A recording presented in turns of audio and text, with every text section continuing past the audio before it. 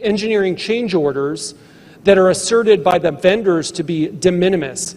I've seen, and you can see for yourself, engineering change orders where they literally changed out the central processing unit for the computing device and the motherboard, which are the two most essential critical pieces of hardware, and then called it de minimis, meaning it's such a small change it doesn't need retesting.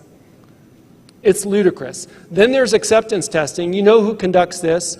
We probably have a lot of good election officials in the country, but we also have a lot that aren't good. Either way, they're not cyber professionals. Their acceptance testing doesn't mean anything. If you can have that power coupler disguised on a motherboard that gets past the cyber folks that are earning big bucks at Apple and Amazon and Google, it's not going to be caught by our election officials, most of whom don't even ever open up the computer cases themselves.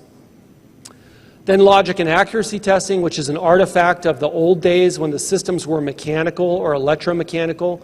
You cannot do logic and accuracy testing on a computer-based voting system and find out whether or not it's secure. It's just not possible. Never mind that they're not capable, the people doing it, or expert enough. It can't be done with that kind of testing.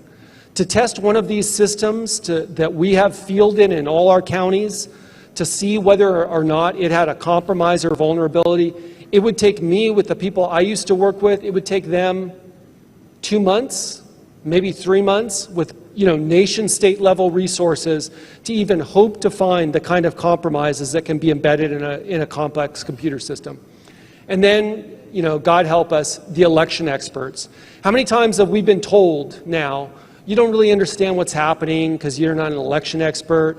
The cyber professionals with credentials in forensic examination, they didn't really know what was happening down in Maricopa or Mesa or Antrim because they're not election experts, right? Over and over again, we get told this. Well, I've talked to election experts, and the election experts, so-called election experts, they don't know a damn thing about cyber.